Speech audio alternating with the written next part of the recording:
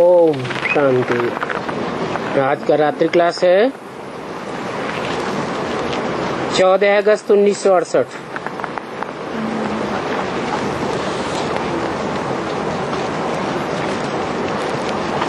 बच्चे बाप के आगे आते हैं रिफ्रेश होने,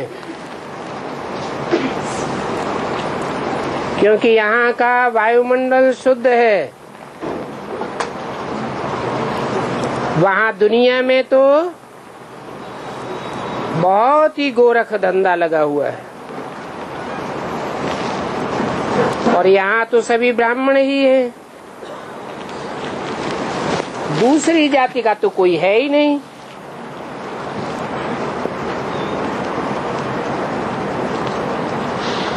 दुनिया के मुकाबले ब्राह्मणों की पवित्रता भी प्रसिद्ध है।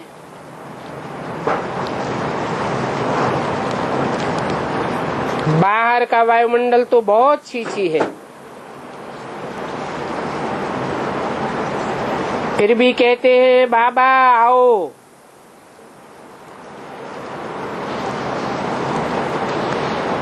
है भी बहुत सहज।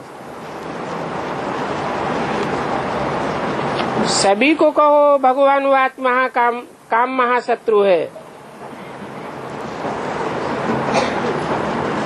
इस काम शत्रु पर जीत पैनी तो सारे विश्व के मालिक बन जाएंगे। और तुम तो कल्प कल्प ऐसे बनते आए हो। ये निशानी देते हैं, कहेंगे ये तो ठीक कहते हैं। काम जीत सो जगत जीत। और काम जीत तो तुम ही बनेंगे और कोई होंगे नहीं, क्योंकि जब तुम थे तो और नहीं थे। ये बातें भगवान वाच है ना। भगवान बाप तुमको कहते हैं। मनुष्य को तो भगवान नहीं कह सकते हैं, क्योंकि मनुष्य का तो मन ही चलायमान होता है।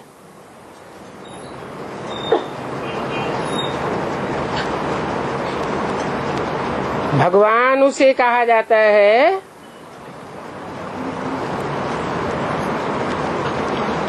जो मन के ऊपर पूरा कंट्रोल करने वाला है।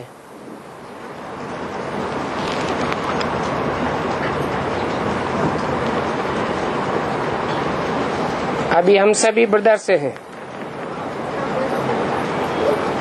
हमारा बाप एक है भगवान।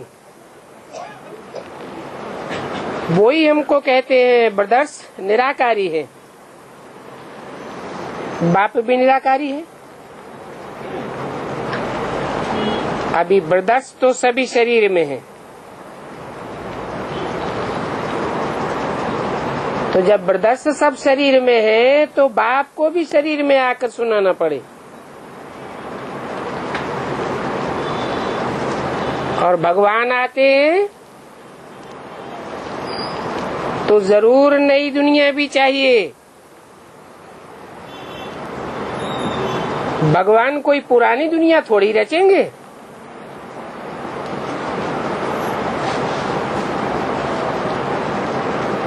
नए जगत में सब पवित्र रहेंगे। बाप हर 5,000 वर्ष बाद भारत को स्वर्ग बनाते हैं।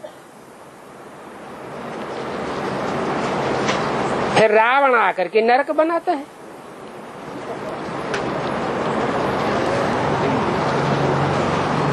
बेहद का बाप शरीर द्वारा ही सुनाते हैं, और तुम भी शरीर द्वारा सुनते हो। ऐसे ऐसे समझाने से तीर लगेगा। योगी की अवस्था ऐसी पक्की आदत चाहिए, और ये पक्की आदत हो भी सकती है। योग बल होता है ना, आगे चल करके तुम्हारी सर्विस भी छलांग मारेगी। तो समझाना ऐसा चाहिए जो कोई भी समझे बरोबर ठीक कहते हैं। ये तो अथाह दुखों की दुनिया है। सभी को कहना चाहिए भगवान वाच। इस दुनिया में सभी पतित हैं।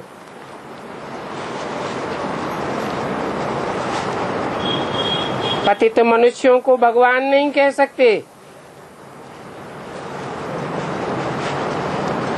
भगवान मनुष्य को कहा ही नहीं जाता। और भगवान कहते भी हैं तुम आत्माएं सब भाई भाई हो। परंतु लोगों ने भगवान को टिक्कर बित्तर में डाल दिया।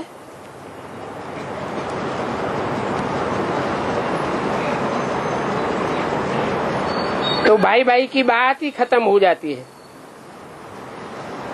इन भक्ति मार्ग के शास्त्रों से झूठी झूठी बातें सुनते सुनते भारत झूठ खंड बन गया। फिर बाप आकर के सच्ची बात सुनाकर सचखंड बनाते हैं। इसलिए कहते हैं पवित्र बनो। पतित दुनिया में तो दुखी ही दुख होता है, और पावन दुनिया तो नई दुनिया ही हो सकती है जहाँ सुख ही सुख होता है। ये दुनिया तो है ही तमो प्रधान छी दुनिया, क्योंकि सभी पतित हैं। इस पतित दुनिया में एक भी पावन नहीं हो सकता। इस राज को भी समझना चाहिए और ये भी जानना चाहिए कि अब मौत आया कि आया। भगवान वाच भी है, तुमने मुझे बुलाया है। तो बाप कहते हैं अभी पावन बनो। मुझे याद करेंगे तो सतो प्रधान बन जाएंगे।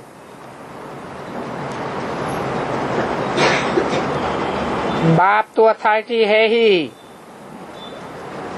बच्चों को भी अथॉरिटी बन करके बैठना चाहिए।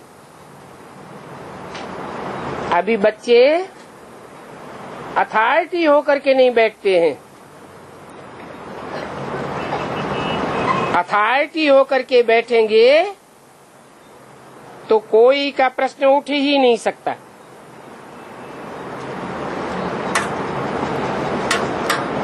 बाप कहते हैं यहाँ तो बहुत ही दुख हैं। एक दो को बहुत दुख देते हैं, तो अभी पवित्र बनना पड़े। तमो प्रधान बनने से ही अपार दुख मिलते हैं। फिर बाप को याद करो तो पाप कट जावेंगे और सतो प्रधान बन जावेंगे। ये बातें बाप रोज रोज समझाते तो बहुत हैं। ये भी समझाते हैं कि ये भगवान वाच है, ये दुनिया वैश्यालय है। घर घर में वैश्यालय लगा पड़ा है और वो है शिवालय। और भगवान ही नई पवित्र दुनिया स्थापन करते हैं। रावण आकर के अपवित्र बनाते हैं।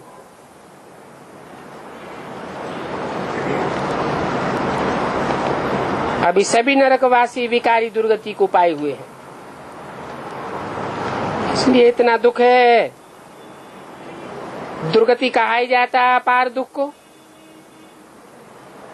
और सदगति कहा जाता है अपार सुख को। अभी बीच में है ये पुरुषोत्तम संगम युग।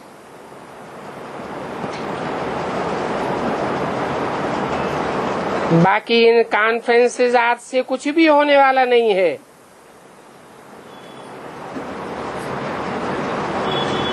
रिलीजियस कॉन्फ्रेंस आदि करते ही रहते हैं।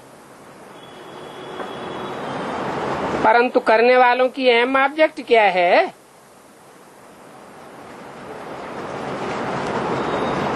भारत पवित्र था तो विश्व में शांति थी। अभी भारत अपवित्र है तो अशांति है। भगवान के सिवाय तो अपार सुख शांति कोई दे ही नहीं सकता, क्योंकि भगवान ही सुख का सागर है, शांति का सागर है। ये साधु संत महात्मा तो बिल्कुल ही नहीं दे सकते, क्योंकि बाप तो बाप ही है, वो तो सब भाई भाई है। बाप कहते हैं अभी मुझे एक को याद करो तो तुम पावन बन जाएंगे, पावन दुनिया का मालिक बन जाएंगे। हम सब बच्चे भगवान के मैसेंजर हैं और बाप भी यहाँ इस दुनिया में ही आया हुआ है, तो हमको पैगाम देते हैं। जरूर वो पैगाम रथ के द्वारा ही देते होंगे।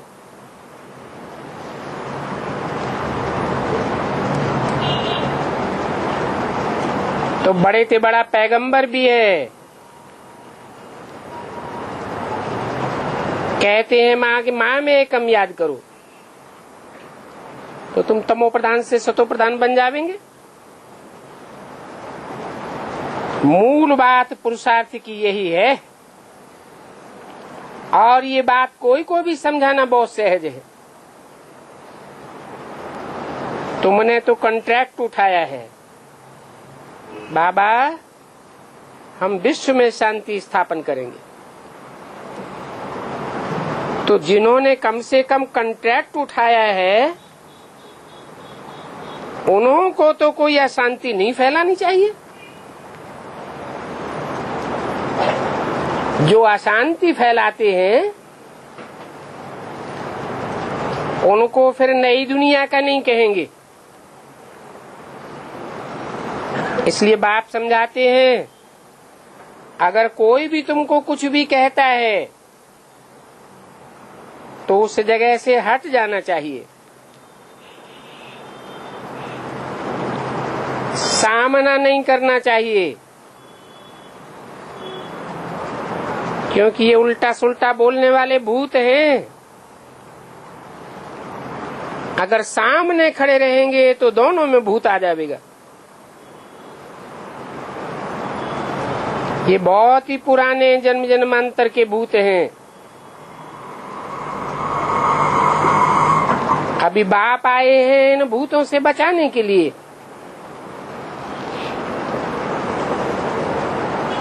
तो अगर देखो कि अशांति का भूत है तो किनारा कर देना चाहिए। कोई में भी भूत आता है तो बाप को बताना है।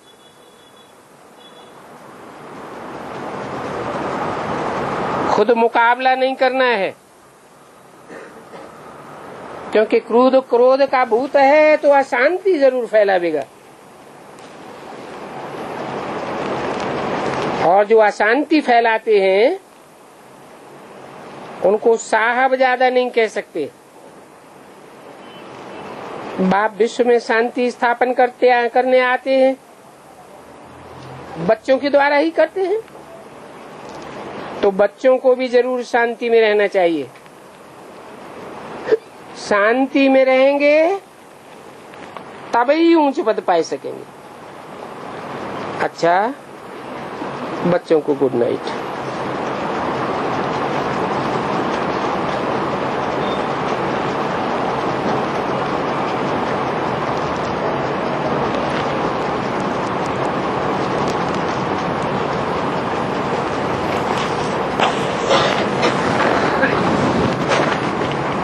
आज का प्रातः क्लास है 15 अगस्त 1968। बाप पूछते हैं आत्माभिमानी होकर के बैठे हो समझाते हैं कि अपन को आत्मा समझो।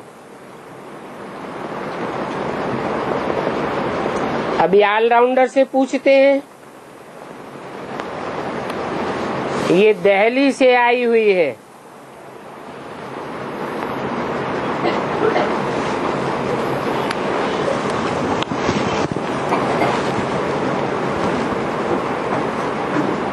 ये कौन है ऑलराउंडर? गुलजार दादी की माँ का नाम था ऑलराउंडर, बाबा ने नाम रखा हुआ था। उस समय दिल्ली की इंचार्ज थी।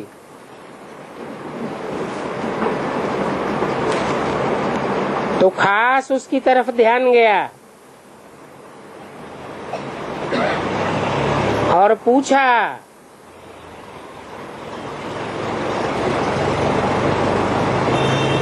सत्युग में आत्माभिमानी होते हैं व देह अभिमानी होते हैं?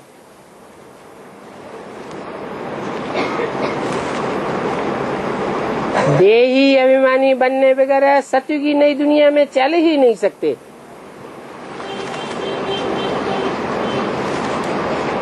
वहां तो ऑटोमेटिकली आत्माभिमानी होकर ही रहते हैं, इसलिए बार बार याद करने की भी दरकार नहीं रहती। हाँ, वहां ये समझते हैं कि अब ये शरीर बड़ा हुआ, इसको अब छोड़ करके दूसरा नया लेना है। जैसे सर्प का मिसाल है, उनकी खल जब पुरानी हो जाती है तो खुशी से अपनी खल छोड़ करके नहीं ले लेता है। वैसे ही वहाँ आत्मा भी समझती है कि अभी ये शरीर पुराना हुआ, इस शरीर को छोड़ करके हम नया शरीर लेते हैं। तो वही मिसाल जानवरों का उठाकर बाप देते हैं। भगवान बाप तो उदाहरण दे करके समझाते हैं।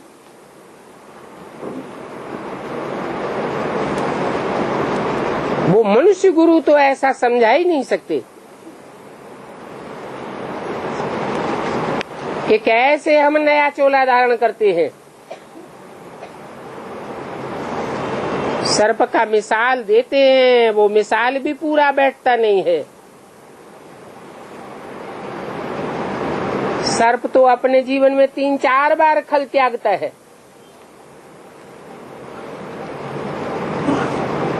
बातें ये संगम युग की है। संगम युग में हम ब्राह्मण बच्चे भी चारों युगों की शूटिंग काल में 4 बार अपने देह अभिमान रूपी खल को त्यागते हैं।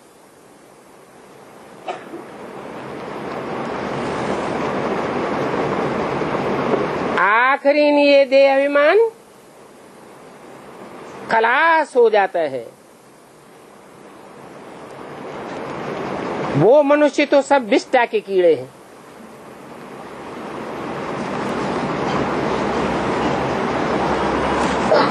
देह अभिमान की खल को त्याग ही नहीं सकते। जैसे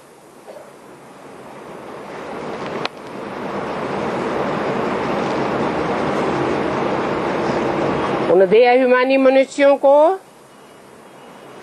अगर आप समान ज्ञानवान बनाएंगे तो भी वे कब्रस्तानी विकारी से परिस्तानी निर्विकारी नहीं बन सकते। ये ऊंचते ऊंच पढ़ाई है जिसकी अहम ऑब्जेक्ट है मनुष्य को देवता बनाना। पढ़ाई भी ऊंची, अहम ऑब्जेक्ट भी ऊंची, गायन भी है मनुष्य को देवता किए करत न लागी बार। ये कार्य किसने किया? देवताओं ने तो नहीं किया। गायनी है, गीता ज्ञान से नर को नारायण बनाया, भगवान ने ही मनुष्यों को देवता बनाया। मनुष्य तो समझते हैं कि कृष्ण ने देवता बनाया है। अब कृष्ण तो स्वयं 16 कलाओं में बंधने वाला, कलाहीन भी बनता है।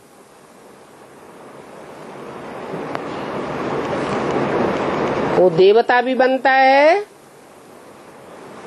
और मनुष्य भी बनता है। परंतु मनुष्य को देवता बनाने वाला तो भगवान कोई और है, जो कभी भी जन्म मरण के चक्र में नहीं आता है। मनुष्य तो मनुष्य को देवता नहीं बना सकता, और मनुष्य इन बातों को कुछ भी समझेंगे भी नहीं।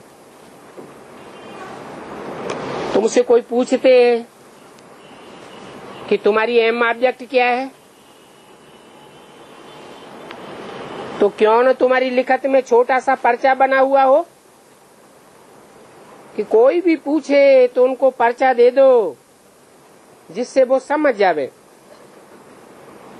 बाबा ने तो बहुत अच्छी रीति समझाया। इस समय ये कलयुग पतित महान परमापार दुखधाम है।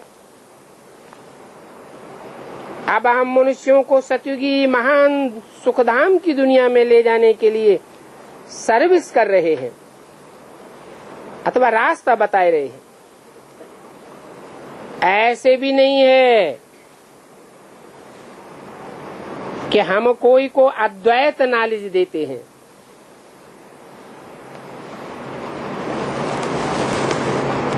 वो मनुष्य गुरु तो शास्त्रों की नॉलेज को अद्वैत नॉलेज समझते हैं।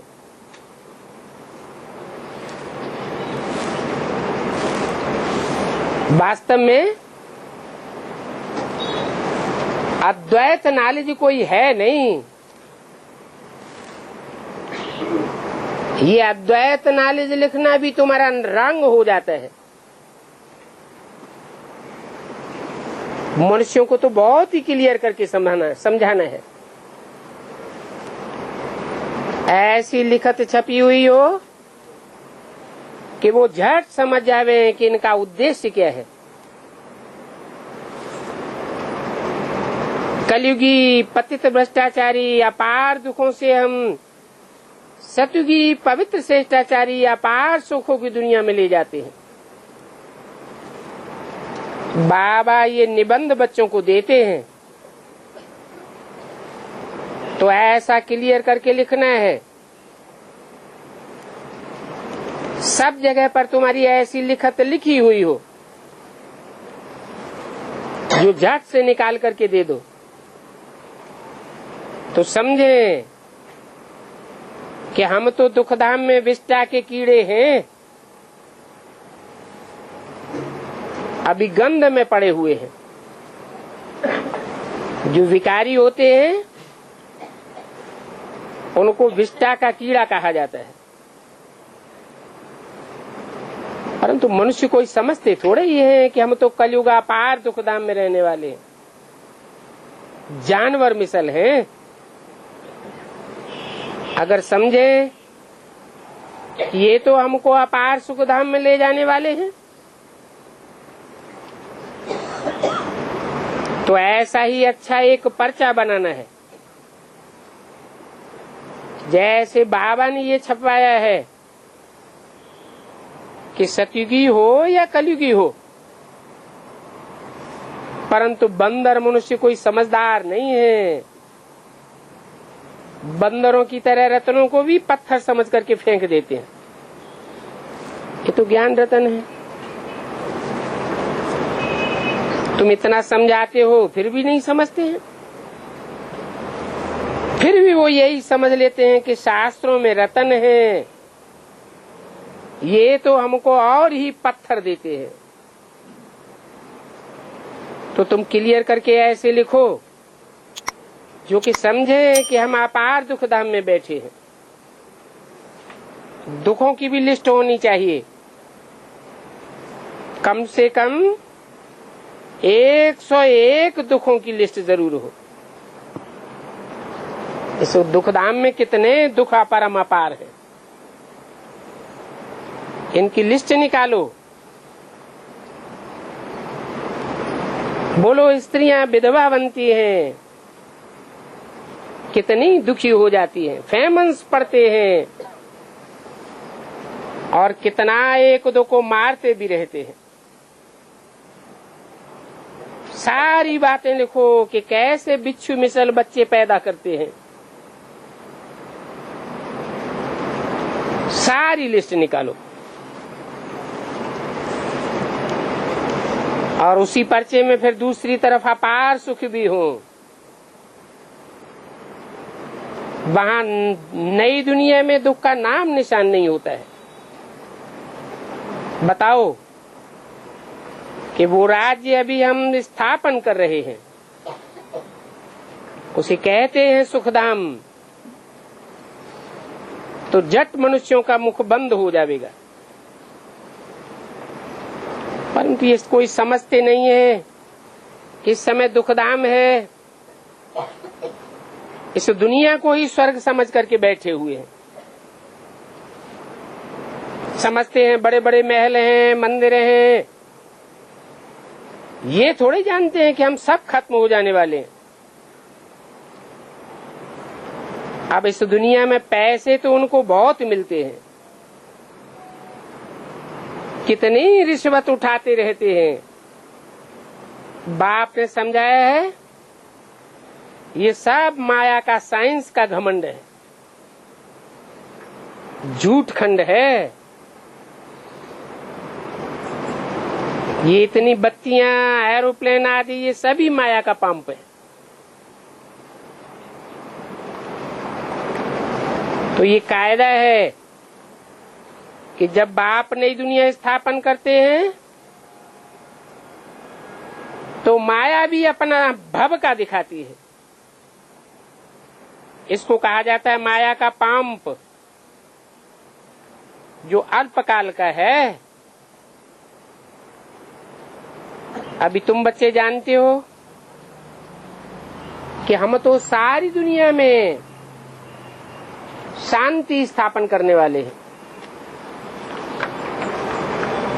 माया का पंप फैलता है, वो तो थोड़े मनुष्य समझते हैं कि हम स्वर्ग में हैं,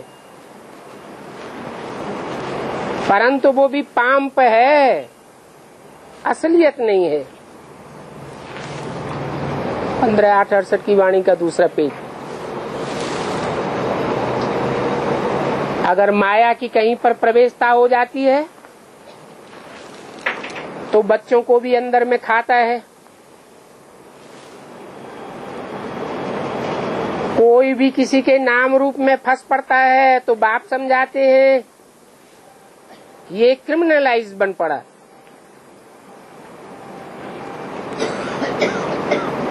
कलयुग में सब क्रिमिनलाइज्ड हैं, सतयुग में होते हैं सब सिविलाइज। इन देवताओं के आगे सब माथा टेकते हैं। पवित्रता कोई माथा टेका जाता है, कहते हैं कि आप तो निर्विकारी हो, सिविलाइज्ड हो, हम तो क्रिमिनलाइज्ड हैं। इसलिए बाप कहते हैं कि हर एक अपनी अवस्था को देखो। जो बड़े बड़े महारथी कहलाने वाले हैं वो भी अपन को देखें कि हमारी बुद्धि कहीं नाम रूप में तो नहीं जाती है। फलानी बहुत अच्छी है, इनके साथ यह करें, कुछ अंदर में आता है। ये तो बाबा जानते हैं कि संपूर्ण सिविलाइज तो कोई भी नहीं बना है। वो तो बिल्कुल ही जो पास विदानर है, 8 रतन है, उनकी ही सिविलाइज हो सकती है।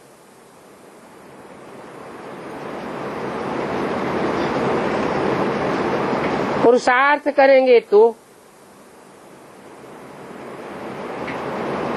बाकी 108 भी ऐसे नहीं हैं जो संपूर्ण सिविलाइज्ड बने।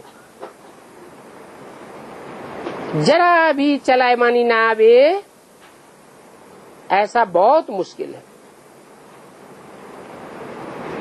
कोई बिरले ही ऐसे निकलेंगे,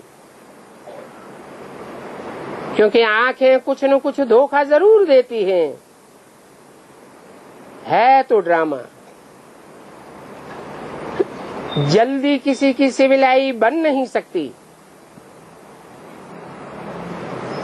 तो खूब पुरुषार्थ करके अपनी जांच करनी है कि कहीं पर भी हमारी आंखें धोखा तो नहीं देती हैं। विश्व का मालिक बनना बहुत ऊंच मंजिल है। गायन भी है, चढ़े तो चाखे है बैकुंठ रस, और गिरे तो चकनाचूर। तो पुरुषार्थ ऐसा करना चाहिए जो राजाओं का भी राजा बने, नहीं तो प्रजा में चले जाएंगे। आजकल तो ये जमाना ही कलयुगी विकारी है। बल कितने भी बड़े बड़े आदमी हैं, समझो रानी है, उनके अंदर भी दुख दुख होती रहती है कि कहीं हमको उड़ाए न देवे। प्रेसिडेंट भी आजकल डरते हैं कि कहीं आपस में मिलकर हमको उड़ाए न देवे।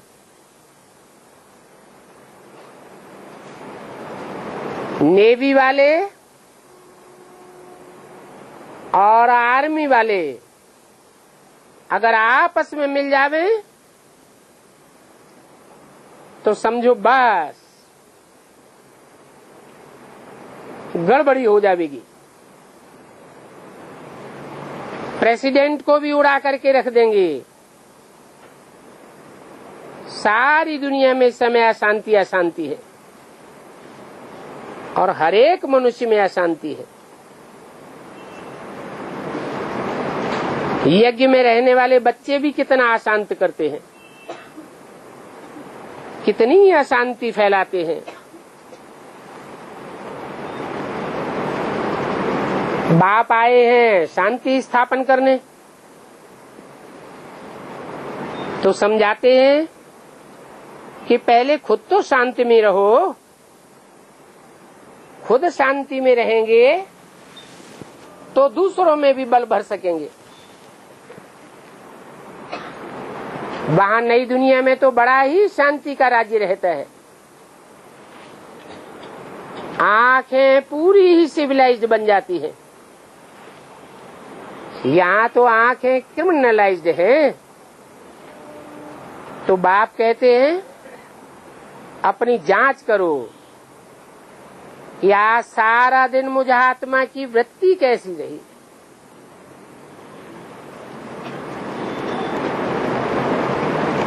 ऐसा वायुमंडल बनाने में, आत्मा का ऐसा वाइब्रेशन बनाने में बड़ी मेहनत है, अपनी संभाल रखनी है। बहुत से ऐसे बच्चे हैं जो बाप को सच नहीं बतलाते हैं और कदम कदम पर भूलें करते रहते हैं। थोड़ा भी किसी को उस नजर से देखो कि भूल हो गई तो फट से नोट करना चाहिए, नहीं तो 10, 20, 50 भूलें तो रोज ही करते हैं और करते रहेंगे जब तक कि अभूल न बने। परंतु सच सच कोई बताते थोड़े ही हैं। जो देह अभिमानी होंगे उनसे कुछ न कुछ पाप जरूर होंगे और वो पाप अंदर में खाता रहेगा। कई तो समझ भी नहीं सकते हैं कि भूल किसको कहा जाता है। जानवर अपनी भूलें समझते हैं क्या? तो मनुष्य भी आज के जानवर बुद्धि है।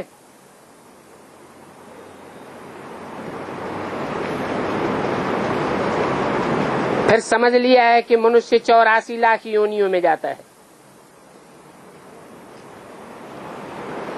समझते नहीं है कि मनुष्य 84 लाख योनियों में नहीं जाता है, परंतु मनुष्यों की बुद्धि ऐसी हो जाती है जानवरों में सल। तुम भी समझते हो, इस ज्ञान में आने से पहले हम भी बंदर बुद्धि थे। अभी भी कोई 5%, कोई 10%, कोई कितना चेंज होते रहते हैं। ये आंखें बहुत धोखा देने वाली है। तो समझो कि इंद्रियों में सबसे तीखी है ये आंखें। इसके लिए बाप समझाते हैं कि अपन को आत्मा समझो।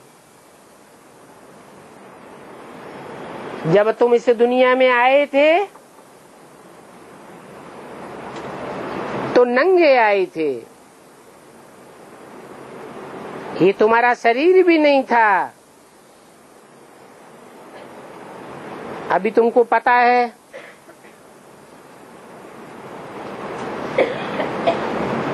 इस दुनिया में आकर के हमने ये शरीर धारण किया है।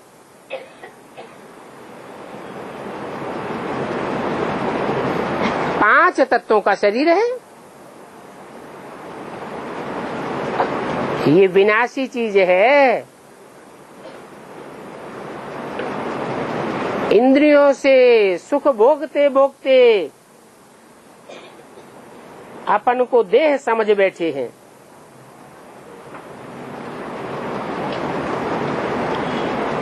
अभी देह का भान छूटे तो इंद्रियों का बंधन भी छूटे। नहीं तो समझना चाहिए कि अभी ऐसी स्थिति में अगर हम शरीर छोड़ेंगे तो फिर कौन सा शरीर लेंगे, किस संबंध में जावेंगे। परंतु अभी मालूम थोड़ा ही पड़ता है। गर्भ में तो आत्मा सुन्न की सुन्न रहती है, बिल्कुल ही सुन्न हो जाती है। जब शरीर बड़ा होवे तो पता पड़े तो तुमको ऐसा ही बन करके जाना है। हम कुछ भी नहीं देखते हैं। अभी तुम ज्ञान गर्भ में पड़े हुए हो। तुम्हारी आत्मा भी सुन्न हो जानी चाहिए। सुन्न ही सुन्न बस। जब पुराना शरीर छोड़ करके हमको जाना है, फिर जब शरीर लेंगे तो फिर अपना पार्ट बजावेंगे। ये सुन्न न होने का भी अभी ये समय है। बल आत्मा संस्कार ले जाती है तो भी जब शरीर बड़ा हो जाता है तो संस्कार इमर्ज होते हैं। अगर कोई लड़ाई वाला होगा तो उनके संस्कार इमर्ज हो जाएंगे। फिर बड़े होकर के लड़ाई में ही दाखिल हो जाएंगे। तो कहेंगे कि पहले तो आत्मा सुन्न ही सुन्न रहती है, कुछ भी नहीं जानती। जब तक कि शरीर बड़ा होवे। अभी तुमको भी अपना घर जाना है तो समझना चाहिए कि जैसे ये पुरानी दुनिया है ही नहीं, ये सारी दुनिया ही खत्म हो जानी है। फिर हम नई दुनिया में आ जाएंगे। परंतु पहले तो हमको घर जाना है ना। इसलिए इस पुरानी दुनिया का, इस शरीर का भान ही उड़ा देना चाहिए, कुछ भी याद न रहे। इसके लिए बहुत परहेज रखनी होती है, क्योंकि जो अंदर में होता है वो ही बाहर आता है। शिव बाबा के अंदर में भी ये ज्ञान है, जानते हैं मेरा ये पार्ट है। मेरे लिए ही कहते हैं ज्ञान का सागर, सुख का सागर, शांति का सागर। महिमा तो गाते हैं परंतु अर्थ नहीं समझते। तो जैसे बच्चों को भी सिखाओ,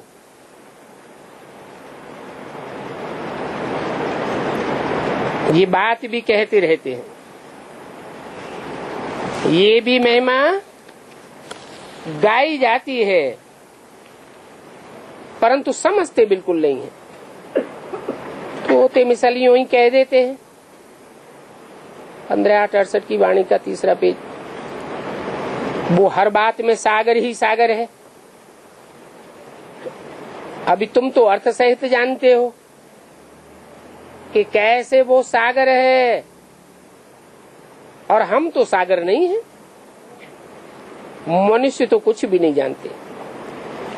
एक तरफ महिमा गाते हैं, फिर कह देते हैं सर्वव्यापी है। सर्वव्यापी है तो फिर सागर कैसे होगा? बुद्धि कितनी चट्ट खाते में पड़ गई है। उनको कहेंगे 100% मैड चैप्स, जो कुछ कहते हैं समझते नहीं हैं तो मनुष्य, परंतु बुद्धि जानवरों से भी जट हो गई है। आत्मा की बुद्धि ऐसी बर्थ नाके पैनी हो जाती है।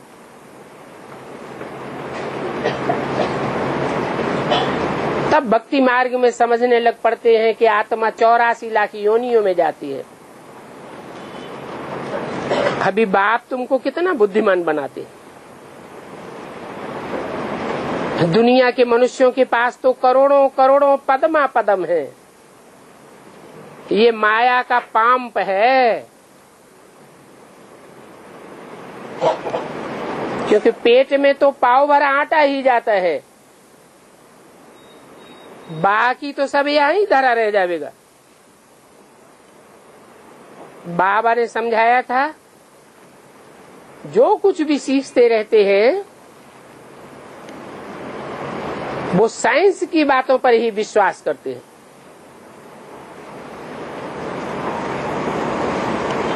उनमें जो अपने काम की चीजें हैं वो चीजें तो वहां नई दुनिया में भी जरूर होंगी, और वो बनाने वाले भी यहां से जावेंगे, संस्कार ले जावेंगे, परंतु वो राजा नहीं बनेंगे, क्योंकि साइंस के घमंड में रहते हैं। जो पुरुषार्थ करना है वो पुरुषार्थ तो करते ही नहीं। बाकी हाँ, वो साइंसदान भी पिछाड़ी में आ जाएंगे। ये लोग पिछाड़ी में तुम्हारे पास आवेंगे, और आवेंगे तो फिर औरों को भी सिखलावेंगे। अभी तो तुम एक बाप से ही कितना सीखते हो। एक बाप द्वारा ही दुनिया क्या से क्या बन रही है। तुम जानते हो कि इन्वेंशन तो जरूर एक ही निकालता है, फिर वो फैलती जाती है। बॉम्ब्स बनाने वाला भी पहले एक ही था, समझा कि इससे तो दुनिया ही विनाश हो जाएगी, फिर और भी ढेर के ढेर बनाते गए। सभी कहते हैं अभी कि हम भी बना सकते हैं, तो वहां भी ये साइंस की ताकत चाहिए, परंतु वहां की साइंस डिस्ट्रक्टिव नहीं होगी। अभी तो टाइम पड़ा है। सीख करके होशियार होकर के फिर आवेंगे। उन साइंसदानों को अगर बाप की पहचान मिल गई तो फिर वहां स्वर्ग में आकर के नौकर चाकर बन जावेंगे, राजा तो बन नहीं सकते। वहां सभी सुख की ही बातें होती हैं। दुख का नाम निशान नहीं होगा। यहाँ तो कितने एक्सीडेंट आदि होते रहते हैं। अभी तुम जानते हो, जो पहले सुखधाम में था वो फिर भी होगा। सतयुग पैराडाइज, हेवन, सुखधाम कहा जाता है। वहां कोई भी प्रकार की रोग आदि की बात नहीं होती है। यहाँ तो अपरम अपार दुख है और वहां तो अपरम अपार सुख।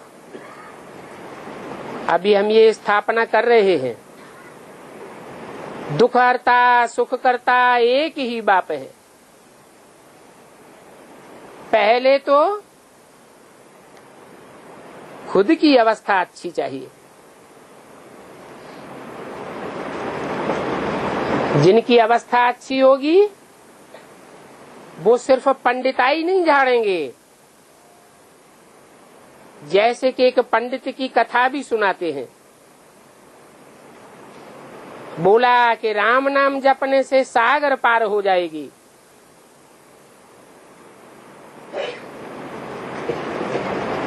बुढ़िया को तो विश्वास बैठ गया। पंडित जी रह गए। ये इस समय की बातें हैं।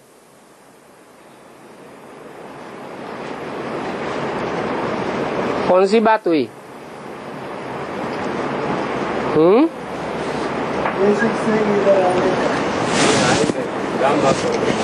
हाँ, राम बाप तो बूढ़ गया, डूब ही गया। और पवित्रता की बात किसने धारण कर ली? तुम बाप की याद से ही विषय सागर से क्षीर सागर में जाते हैं। तो पंडित ने जिनको कहा वो राम नाम करते पार हो गई, पैसा खर्चे आदि से बच गई।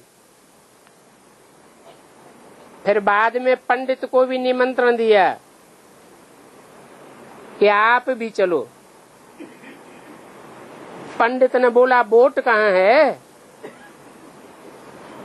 तो ये दृष्टांत देते हैं। रामायण में भी दृष्टांत दिया है। नदी को पार करने के लिए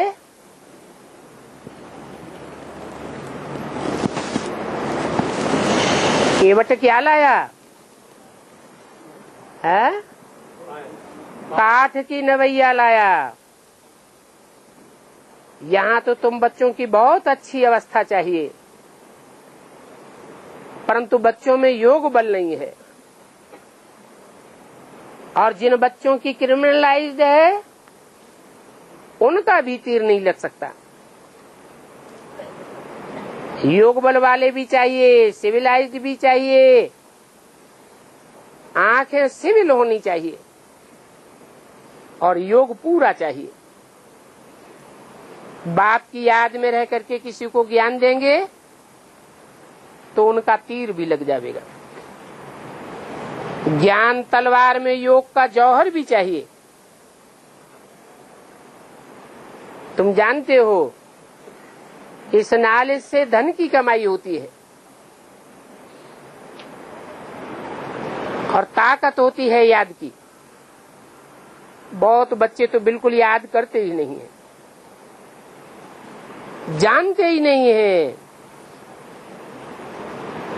कि कैसे याद करें, किसको याद करें। शास्त्रों की बकबक सुनते रहते हैं। बकबक सुनते सुनते कितने तमो प्रधान बन गए। अब ये तो बाप बैठ बच्चों को समझाते हैं। मनुष्यों को समझाना है ये दुखधाम है, सतयुग है सुखधाम। कलयुग में परम अपार दुख। यहाँ सुख का नाम निशान नहीं। अगर है भी तो काग विष्ठा समान अल्पकाल का सुख है। बाप भी कहते हैं इस समय सुख काग विष्ठा समान है। सतयुग में तो अपार सुख है। परंतु मनुष्य भल अक्षर कहते हैं, परंतु अर्थ तो कुछ भी नहीं समझते। यूं ही मुक्ति के लिए माथा मारते रहते हैं, न मुक्ति को जानते, न जीवन मुक्ति को कोई जानते। जानते ही नहीं है तो औरों को भी कैसे ज्ञान देंगे? वो तो आते ही हैं रजो प्रधान समय में, तो फिर वो राजयोग कैसे समझावेंगे, कैसे सिखावेंगे? यहाँ तो इस दुनिया में सुख भी कागविष्टा समान है। वो जानते ही नहीं है कि राजयोग से क्या हुआ। वो तो समझते हैं वहां भी दुख था, राम की सीता चुराई गई, कृष्ण को कंस के डर से बाप ने भगा लिया।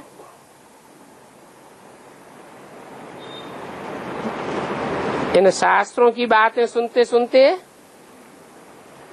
समझते हैं कि वहां भी कोई सुख नहीं है। ये नहीं समझते हैं कि राम और कृष्ण की बातें संगम युग की बातें हैं। बाप बताते हैं कि ये भक्ति मार्ग माना ही दुर्गति मार्ग, ज्ञान तो कोई में भी नहीं है। तुम किसको कहो कि भक्ति दुर्गति है तो तुमसे भी लड़ने लग पड़ेंगे। ये भी ड्रामा चल रहा है, अखबार में भी निंदा करते रहते हैं। ये सब तो होना ही है। अखबारों में निंदा पड़ती है तो अबलाओं पर किस्म किस्म के सितम आ जाते हैं। दुनिया में तो अनेक प्रकार के दुख है, अभी कोई सुख थोड़े ही है। भल कोई कितना भी साहूकार हो, ये बुखार हुआ, ये अंधा हो गया, ये अर्धांग हो गया, दुख तो हो जाता है ना। कोई न कोई रोग मनुष्यों को लग ही पड़ता है। दुखों की लिस्ट सभी निकालो। रावण राज्य कलयुग के अंत में ये बातें होती हैं दुख की, और सतयुग में तो दुख की एक भी बात नहीं होती। ये सतयुग भी हो करके गया है, अभी है संगम युग, और बाप भी संगम पर आते हैं। अभी तुम जानते हो कि 5000 वर्ष में हम क्या क्या जन्म लेते हैं, कैसे कैसे सुखों में जन्म लेते हैं, फिर कैसे कैसे दुखों में आते हैं। 1568 की वाणी का 4था पेज। सभी तो इन बातों को नहीं समझ सकते हैं। जिनको सारा ज्ञान बुद्धि में धारण है वो ही इन बातों को समझ सकते हैं। अभी बाप तुम बच्चों की झोली भरते हैं तो तुमको भी फिर औरों की बुद्धि रूपी झोली भरनी चाहिए। गायन भी है, धन दिए धन ना कूटे, औरों को देते रहेंगे तो तुम्हारा धन भी बढ़ता रहेगा। धन दान नहीं करते हैं तो गोया उनके पास है ही नहीं, नहीं दान करते हैं तो फिर मिलेगा भी नहीं। हर बात का हिसाब किताब है। देते ही नहीं है तो फिर मिलेगा कैसे, वृद्धि कैसे होगी। इस दुनिया में तो सभी हैं विनाशी रतन, तुम्हारे पास है अविनाशी ज्ञान रतन, और नंबरवार तो हर बात में होते ही हैं। ये तुम्हारी रूहानी सेना है। कोई रूह तो जाकर के ऊंच पद पावेगी और कोई जाकर के प्रजापद पावेंगे। जैसे कल्प पहले लिया होगा वैसे ही लेंगे। एक कल्प की बात नहीं है, अनगिनत बार तुमने लिया है और गिनती कर ही नहीं सकते हैं। तुम कितनी बारी सूर्यवंशी चंद्रवंशी बने हो, फिर कितना समय रावण के कारण नीचे चले गए। ये तो बिल्कुल वंडरफुल बातें हैं और गुह्य राज की बातें हैं। कोई भी आते हैं तो पहले तो ये बात बताओ कि दुखधाम और सुखधाम का राज समझते हो। दुखधाम कहाँ से आता है और सुखधाम कहाँ से आता है? दुख देने वाला कौन है और सुख देने वाला कौन है? समझाना चाहिए। सतयुग से त्रेता के अंत तक सुख ही सुख है। त्रेता में भी 2 कलाएं कम हो जाती हैं तो कहेंगे सेम ही सुख, फिर भी कहेंगे नई दुनिया।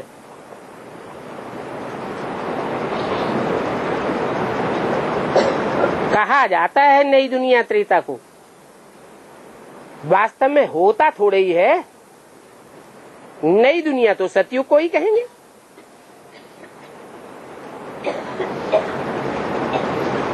त्रेता तो सेम ही दुनिया है।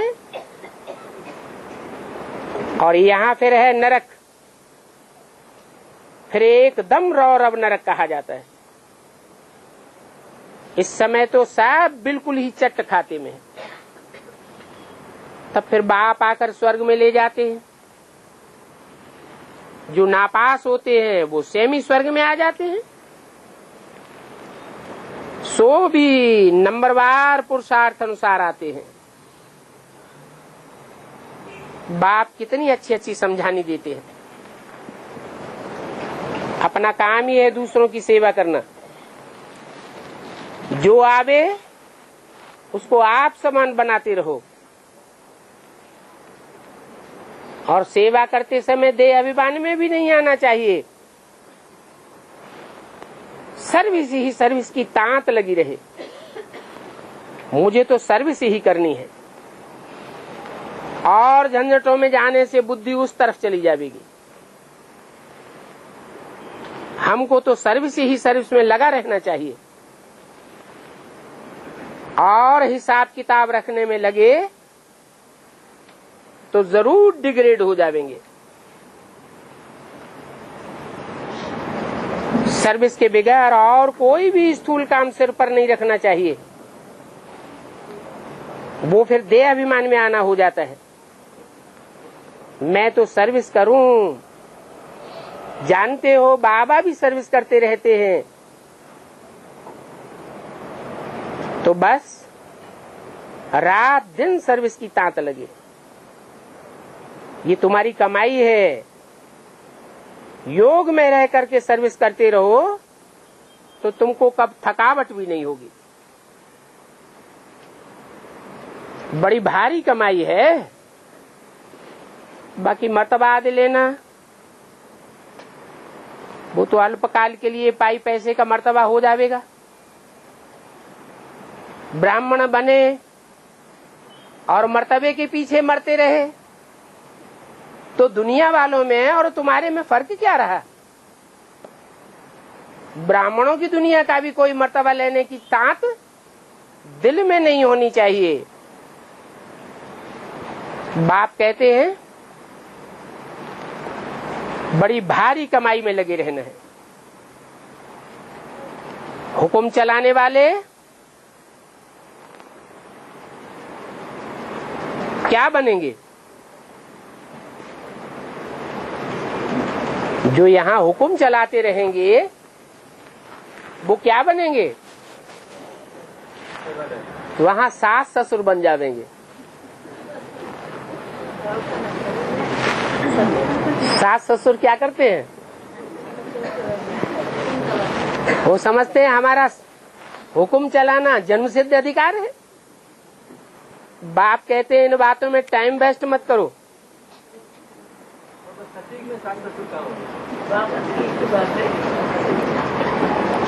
पुरानी दुनिया की बात है। पुरानी दुनिया की शूटिंग यहाँ नहीं होती है। हुक्म जो यहाँ चलाते हैं ब्राह्मण बन के, ये श्रीमत पर चलना हुआ या श्रीमत की बरखिलाफी हुई? तो बरखिलाफी का जो रिजल्ट मिलेगा वो सतयुग त्रेता में मिलेगा या द्वापर कलयुग में मिलेगा? तो समझने की बात है, ये वहां शब्द कहाँ के लिए बोला गया? द्वापर कलयुग के लिए बोला गया। बाप कहते हैं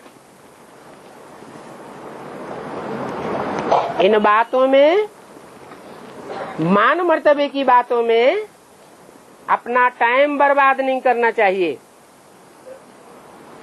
यहाँ तो मनुष्यों को अपार दुखी ही दुख हैं, उनको अपार सुखों में ले चलो और सभी बातों को छोड़ सर्विस में लग जाना चाहिए। आज की दुनिया के मनुष्य बंदरों मिसल हैं, उनको कैसे समझावे? मनुष्यों को सुखी तो बनाना है, अगर खुद ही अशांति फैलावेंगे तो उनकी क्या बुरी गति होगी। तुम प्रण करते हो हमको तो शांति की दुनिया स्थापन करनी है, तो तुमको फिर खुद अशांत थोड़ा ही होना चाहिए। मिलिट्री में अगर कोई ऐसा कुछ करते हैं, अशांति फैलाते हैं, तो क्या करते हैं? उनको एकदम शूट कर देते हैं। तुम आए ही हो मनुष्यों को शांत और सुखी बनाने के लिए। ये मिसाल क्यों दिया? हाँ, ऐसा टाइम ब्राह्मणों की संगमी की दुनिया में भी आवेगा। कैसा टाइम? मिलिट्री शासन हो जाएगा। मिलिट्री का हेड कौन है? क्या करेगा? अशांति फैलाने वालों के लिए शूट करने का ऑर्डर दे देगा। कब बंदूक उठानी पड़ेगी? हैं? कान पकड़ के बाहर निकालेंगे।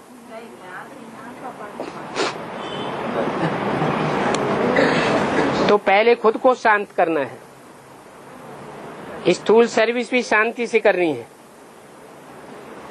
स्थूल सर्विस भी शांति पूर्वक करते रहेंगे तो उसका भी फल क्यों नहीं मिलेगा।